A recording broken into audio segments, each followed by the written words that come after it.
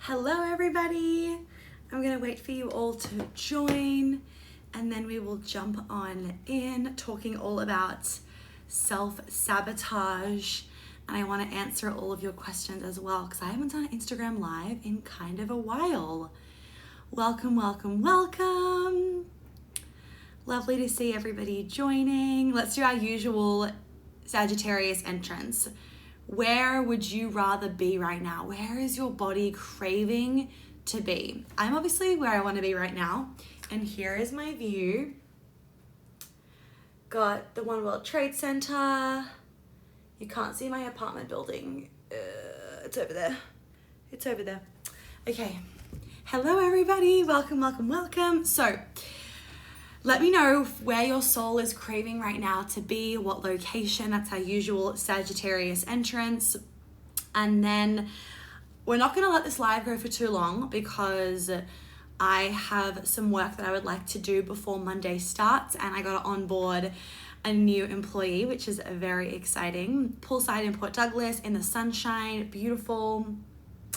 Okay. So let all your answers keep coming in. And I also want to just say, can you guys think of questions, if you haven't already, that you would like to ask me? Because you guys know that I love you asking me questions, and I want to quickly talk about self-sabotage with you guys because it's been kind of popping up in my field a little bit lately. So I feel like some of you guys might need to know about it. And then I want to answer some of your questions. So whoever leaves me the best questions, I'm going to answer. And we are going to go until 7:30. So we have 20 minutes of time with me. So this is your time to ask me questions, okay? It's the only time that I'm going to give you free advice. If you ask me in my DMs, I don't give them to you. Okay, so when it comes to self-sabotage, guys, a lot of people just don't quite understand self-sabotage. They don't understand trauma responses. Remember that when it comes to, leave all your questions, guys, and I will answer them in a little bit.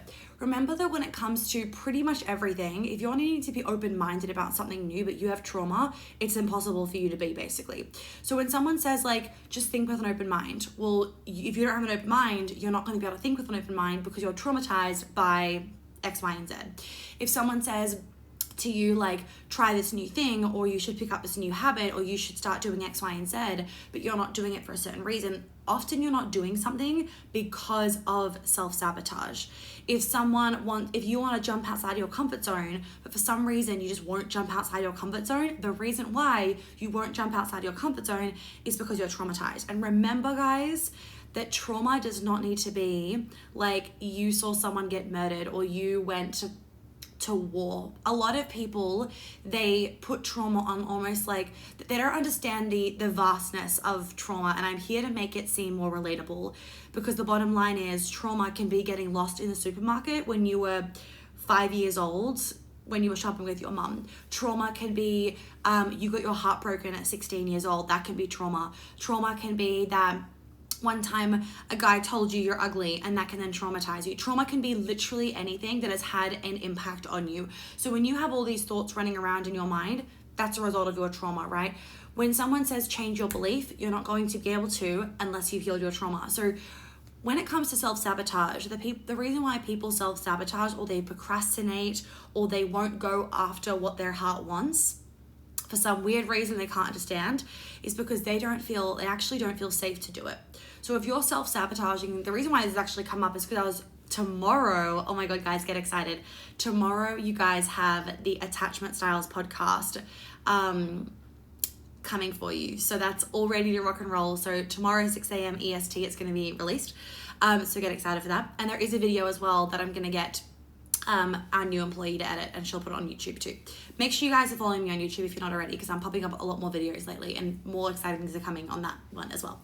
Anyway, I can talk about that later if you want me to. So when it comes to your relationships, the reason why this was coming up is because I was actually kind of mentioned it when I was talking about anxious attachment styles and or avoidant attachment styles. You can actually self-sabotage what you want because you don't feel safe in your current environment and you don't feel safe in that next level, right? So let's say, for example, you're in a relationship and you're self-sabotaging by not replying to their text messages, or you're self-sabotaging by not planning another date if you're a guy, or even if you're a girl, or if you're a feminine girl, you're not going to be planning the next day because you want to take the lead, right? If you are a woman and you're self-sabotaging by actually being really anxious, or you're self-sabotaging by actually being really avoidant with them, or not really opening up, or not feeling really scared to be intimate, that kind of stuff, but you're like, you want it, but you for some reason like keep avoiding it or keep sabotaging it. The reason why is for some reason that I can't tell you right now because I don't know you, but for some reason you actually don't feel safe to have that. So for example, if you're avoidant, it's because maybe this isn't necessarily the case, but maybe, like, depending on every client, everyone's different, it could be that, you know, your dad abandoned you when you were young or was emotionally unavailable, so you're really afraid of that happening to you now, so you are being avoided as your coping mechanism so that you don't get hurt, right? Or you've met this amazing guy and you know, like, or this amazing woman and you know, like, this is your person, or you really want to explore a relationship with them, but you're self-sabotaging exploring anything with them because you're so afraid of getting rejected, or you're so afraid of getting hurt, or you're so afraid of putting yourself out there, or you're so afraid of losing yourself, right? The thing that I want you guys to understand is that a lot of people give their power away to other people, right? They make someone else like, oh, they're going to cause me to lose myself. They're going to cause me to feel rejected. They're going to cause me to be heartbroken. That's all you. When you reject yourself, when you're emotionally unavailable for yourself, when you are separated from your heart yourself, when you easily lose yourself because you put all of your attention into the other person, it's your fault, it's not theirs. So majority of people that don't understand that self-sabotage is a result of you giving someone else your power, right? That can be a really big part of self-sabotage. And the other part of it is that you don't feel safe to have what you want. So the first step with stopping self-sabotaging is actually knowing how you do it, because a lot of people don't know how they do it because it's so unconscious. The first time I realized I was self-sabotaging was when I met this guy that was actually, like, he said what he was doing. He said he actually would do what he would say. This is when I was living in Sydney. And I used to be very avoidant because I was very afraid of getting hurt. So I would just avoid. I wouldn't open myself up, X, Y, and Z. And this guy was like so good, everything he was showing me in the beginning, and like so full of integrity, X, Y, and Z. So I caught myself. We were like out having coffee and he was so available, like in a very good way, in like a fucking grounded masculine way, that I started to nitpick things that I didn't like about him. Like, he didn't look this way, he wasn't doing this, his job wasn't good enough, he didn't live close enough to me, he didn't want to live in New York, he doesn't like New York, he's a summer baby, I'm a winter baby. And I was nitpicking because it was like, this is too good. And I was self-sabotaging because I didn't know anything else than emotionally unavailable men. And that's how I was self-sabotaging. So as soon as I actually was like, oh my God, I'm self-sabotaging, and just being aware of it was the beginning step in me actually being able to no longer self-sabotage and like catch myself before I would continue doing it. Okay, that's what I want to say on self-sabotage. The attachment style podcast is coming out tomorrow, and make sure that you guys are following me on YouTube if you're not already, because exciting things are happening with doing more filming stuff and more video stuff, and I don't want you guys to miss out. Okay, going through some of these questions. How do you navigate a learning curve when learning a new skill? Often learning curves come up from your ego. I am learning French at the moment, and one of the reasons why I wanted to learn French was because I wanted a challenge for my ego, because it's not fun, right, being in the beginning. It's not fun. It's really challenging for your ego to be a grown fucking adult woman and be making mistakes, not pronouncing things correctly, not being able to remember things, finding things really hard. Your ego wants to give up because you're like, oh, I'm not good at this, right? And it's really challenging and hard. So it's actually about making friends with your ego and being very aware of it is a really good thing to do when you are learning a new skill set. Okay. How do you release trauma? A lot of you guys ask me, how do we release trauma questions? And I never tell you because I can't tell you on an Instagram live, and I won't tell you for free. You need to join one of my programs. So Queen Alchemy is the how you release trauma. That's where you can go to do all of that. It'd be super unethical for me to tell you because you could actually traumatize yourself more. I have trauma around learning, so self-sab kicks in. Yep, okay, cool. That's definitely an ego thing. There are so many ways to release trauma. That's one of the questions. There are so many ways to release trauma that I give you guys. What are the most common methods you use to release trauma? Guys, you can't ask me these how questions. If you'd like to join a program, you can join a program. This is like a solid fucking boundary. I won't answer those questions. Okay. What can we do to feel safe in the next level, e.g. anxiety coming up with starting a new job? Yes, you need to find safety in the uncomfortable. When you can feel safe in the unknown, so when and you don't find that externally, you have to find safety within yourself in the unknown. It's a game changer for you. I mentioned this in the podcast tomorrow as well. Like if you're an anxious attachment style or an avoidant, you have to find safety in like the unknown as an anxious, and you have to find safety in intimacy as an avoidant. When you can find safety in yourself, in new energies, that is you healing your inner masculine. Okay. What is your advice for healing after a breakup? Grieve beyond grieve. Like, let yourself grieve in ways that you find so uncomfortable and embarrassing, because that's how you will heal. Majority of the time, people don't let themselves move on from relationships. People aren't able to release after relationships because they don't fully grieve. They want to like suppress it, or they think it's silly for them to be grieving that badly. Like, for example, let's say, for example, it ended in a really bad way. And or it just ended like in an I'm not interested way, and you're like, why do I care about this guy still? Like, I don't even love him anymore. Like we had a big falling out, or he's not interested in me anymore. Why do I still care? I don't want to be with, like, logically you're like, I don't want to be with someone that doesn't want to be with me, but you're still allowed to grieve. Like your heart is still allowed to grieve, because often it's not even about just that person. It's about like all the stuff before that of like people not loving you enough, or people not accepting you, or you not feeling good enough for love, or that fear of like, will I ever find someone? That's often what you're actually grieving, and you want to let yourself feel that. I recently started tutoring, and I'm afraid to enforce a cancellation fee when clients don't show up because I'm afraid they won't want to book again. What is your advice? You need to have better boundaries within yourself. I mean, you're witnessing me having a boundary right now, right, Daniela? When someone's asking how to release trauma, I'm like, I'm not telling you that. Like I don't tell my clients how, I just do it with them, because you can't release your own trauma. And it's super, if you are not like one of my students, I would never tell you to do trauma release yourself, because you can actually re-traumatize yourself. And I've seen people do this, and I've actually seen some of my clients have coaches, and they've told me the situation, and the coaches have re-traumatized them because they haven't done a proper trauma release. A lot of people think like, oh, if you've been like a client of mine, you know how to do something, and then they do it with their client, and then their client comes to me, and I'm like, what the fuck? That's super dangerous for someone to be doing. You can't, there's a very specific way that trauma needs to be released, and it's a very uncomfortable way for a lot of people. So a lot of people won't do that with their client, or won't do it, won't take themselves there, or will feel uncomfortable about it or whatever, but there's a specific way. So anyway, Danielle, the point is, you've seen me draw boundaries, being like, I'm not fucking telling anyone how to release trauma. Like, 1, you need to pay me, and 2, like, join a program, and 3, it's unethical, and 4, it's like respecting my own clients, right? So Daniela, what you're doing by drawing boundaries is, 1, you're respecting your time and your expertise, and 2, you're also respecting your clients that don't cancel and that do show up.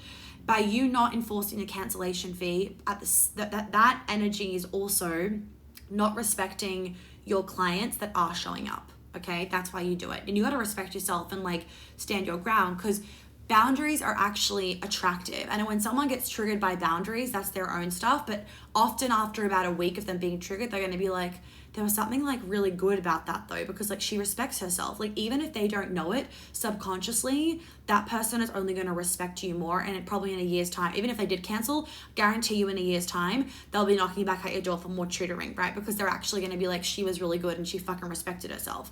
I've had a lot of my clients where they've been triggered by me when they first like got into my stuff or whatever, or first followed me on Instagram, super triggered, and then they ended up hiring me because they were like, I needed to hire her because she triggered me. Like she wasn't afraid to actually like take me through the darkest shit, which is what you need. So that's the same kind of thing.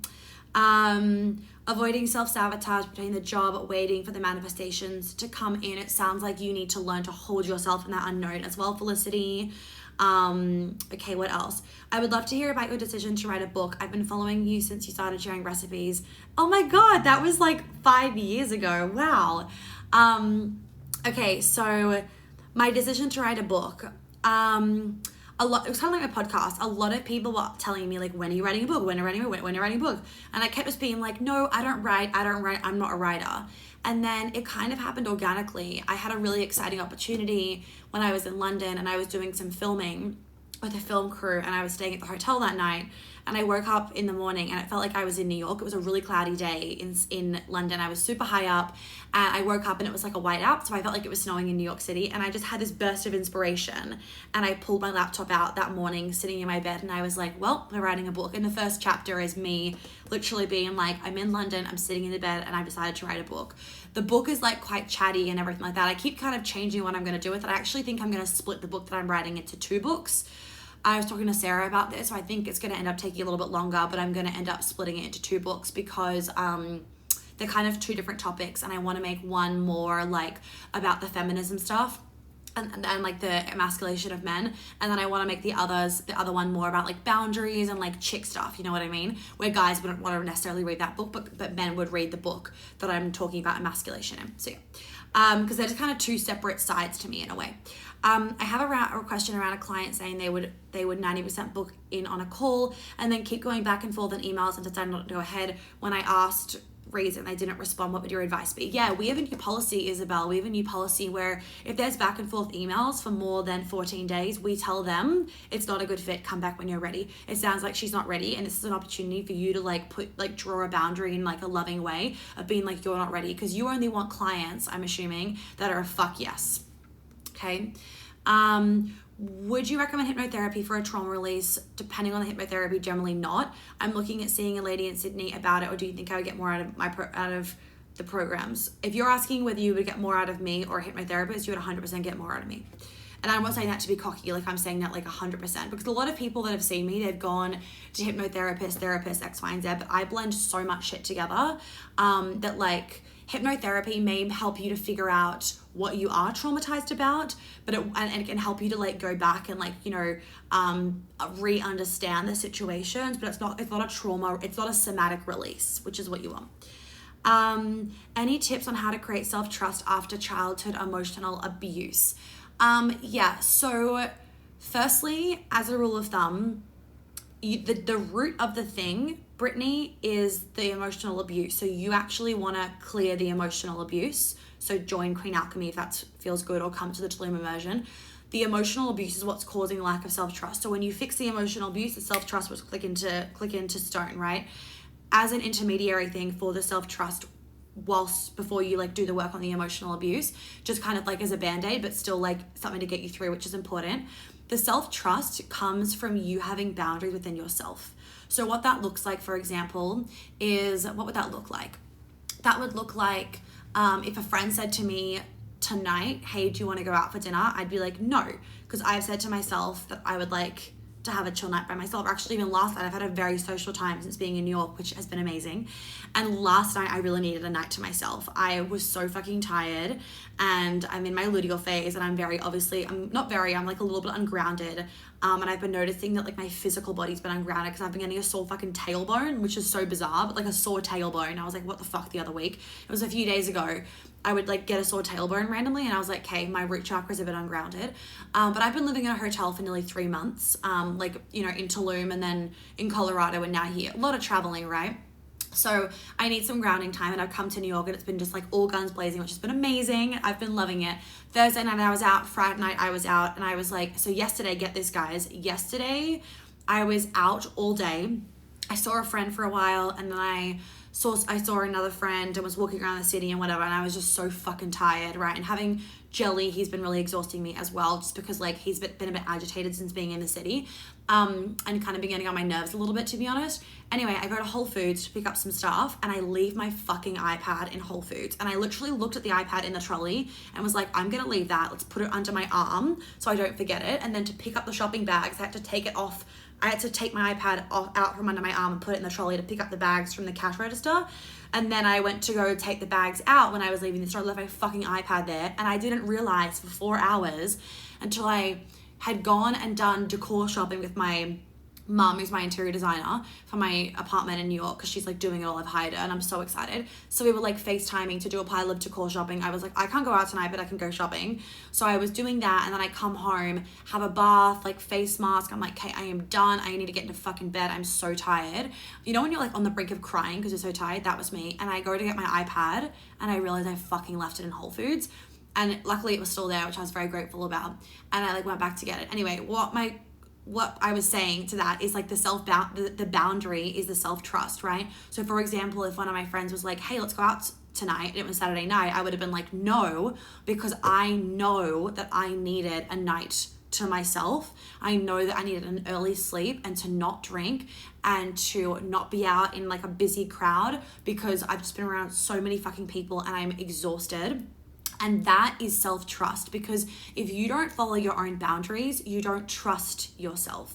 When you follow your own boundaries, you trust yourself, right? So if your boundary is to not go out and you don't go out, you just instilled self-trust. If your boundary is like, I don't want to go out tonight, and then your friend's like, let's go out, and then you're like, oh, like, I don't know, I kind of want to have a night to myself, and they're like, no, you have to come, and you get sucked in by peer pressure, you don't have self-trust, right? Or you don't have a boundary, you haven't embodied the boundary, and therefore you lose the self-trust. Does that make sense? The self-trust could be, I'm gonna eat some more veggies this week, I know that my body needs it, and then you don't, and you go fucking drink more, but you really didn't want to, but you just did it because like peer pressure or you were lazy.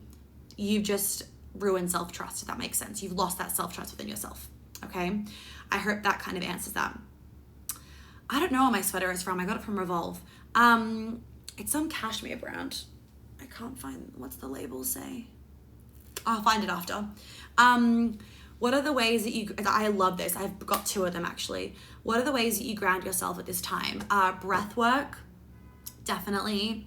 Breath work. I find New York very grounding, to be honest. Walking around the city for me is like, walking around the city when it's not crazy busy. So on the weekend, walking around Soho, which is where I am, is like so fucking busy. It's like Christmas time. It's ridiculous. So that I found just chaotic.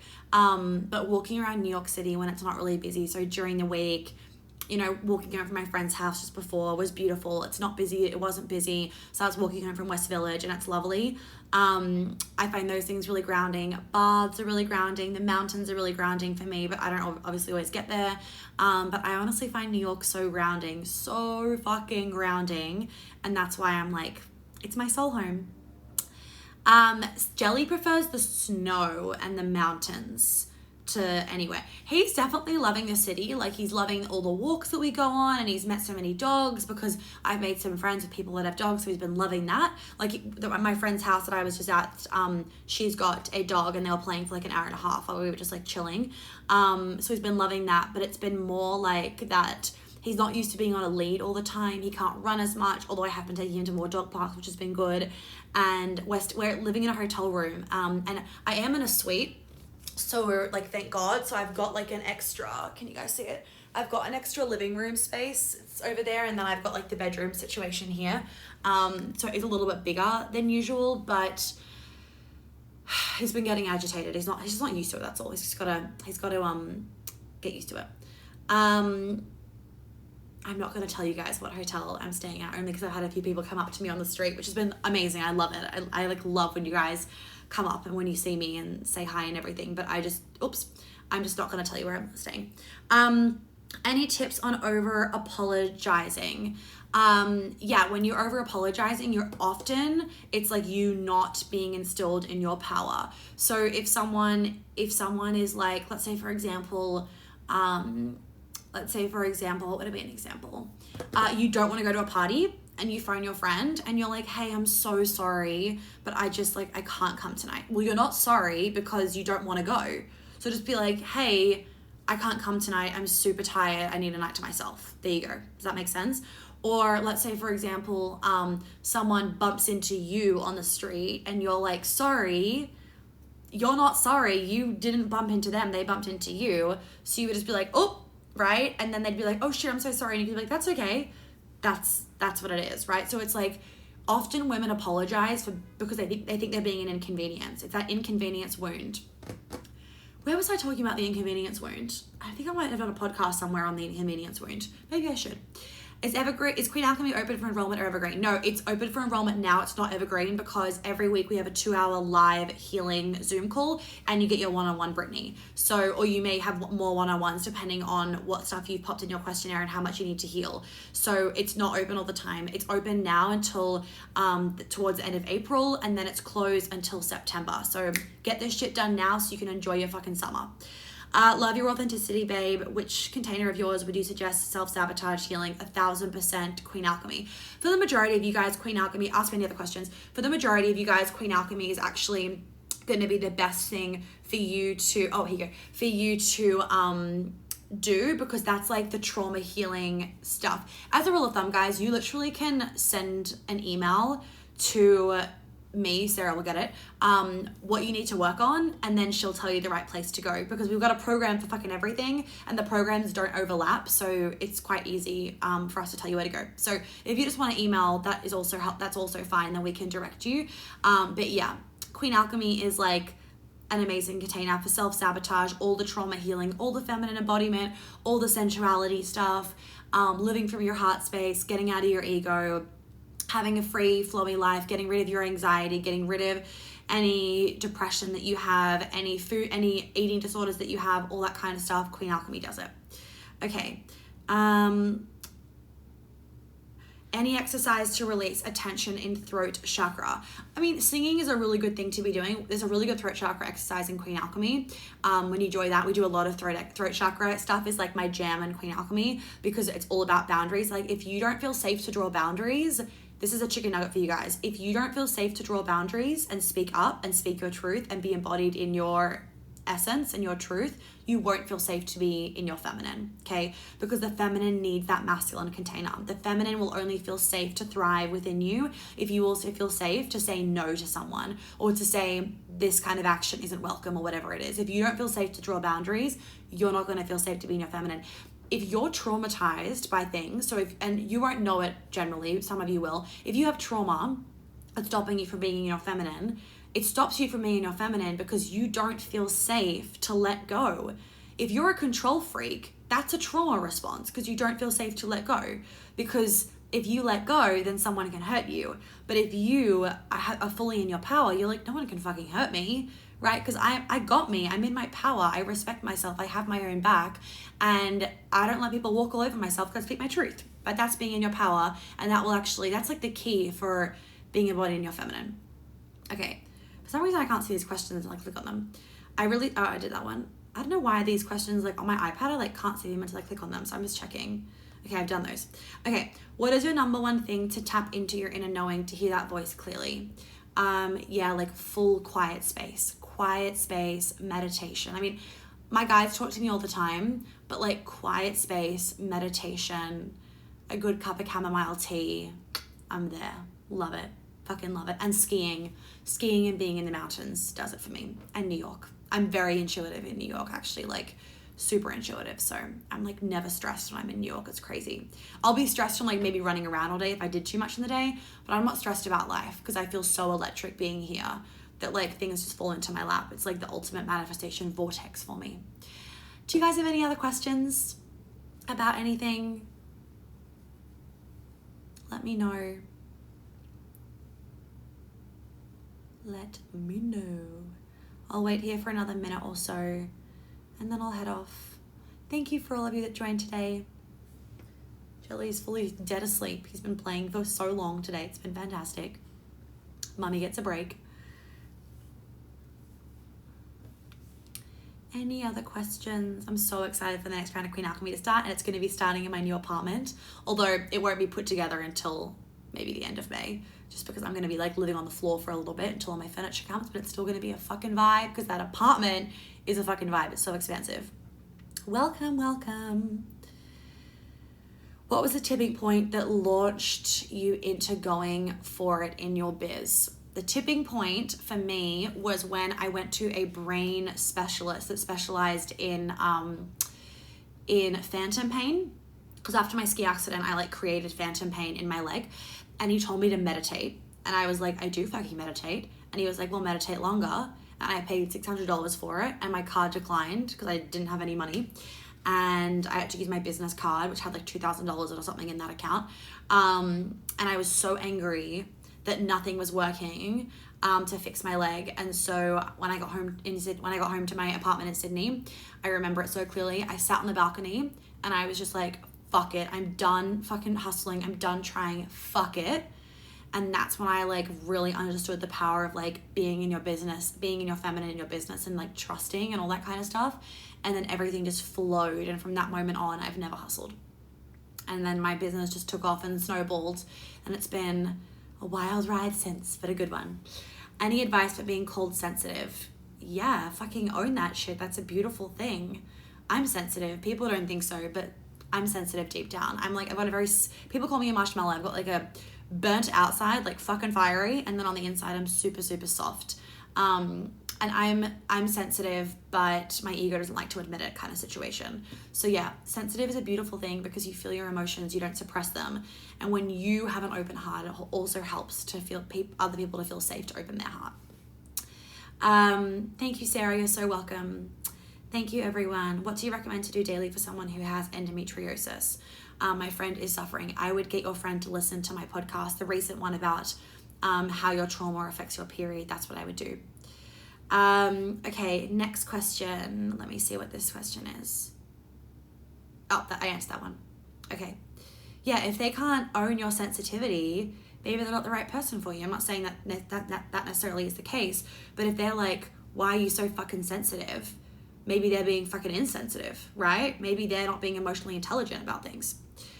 Okay, ladies, have a lovely day. Look out for tomorrow's episode, and I hope to see some more of you submit your questionnaires for Queen Alchemy. And also for those of you living in America or Europe that can fly to Mexico at the moment, I would book your ticket to the Tulum immersion, because I cannot tell you how fucking powerful my in-person things are. I was watching one of my coaching students' exams, and she was saying to her buddy, if you ever have the chance to go to Monica's in-person immersion, you need to.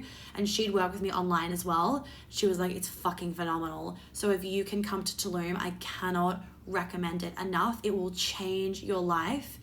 And it is very different to the in-person, to the Zoom stuff that we do. And I can do modalities in that small container that I cannot do in a big event. So you'll be one of like the very, very few women that will be able to experience that kind of work with me that I'll never really be able to do again, because I'm not running a small thing ever again. It's just really because of COVID that I'm running it. Because of the size restrictions and whatever. So if you have been sitting on the fence about Tulum, and it's been calling you and you feel it in your heart, you're feeling drawn in right now, you feel a little bit of a niggle, I would not hesitate on that shit. The payment plan option's only going to be available till the end of the month, and there's only like 3 tickets left, and I'm never going to be doing an event this small. I'm not just saying that for like, what's it called, FOMO. I'm not doing a one again this small. The only reason why I'm doing one this small is because of COVID. So I would really fucking recommend that you get on this shit. Okay, ladies, have a lovely rest of your Sunday or your Monday if you're in Australia. And I will see you on Instagram during the week. Bye, everybody. Thank you all for joining. I appreciate you all coming. See ya.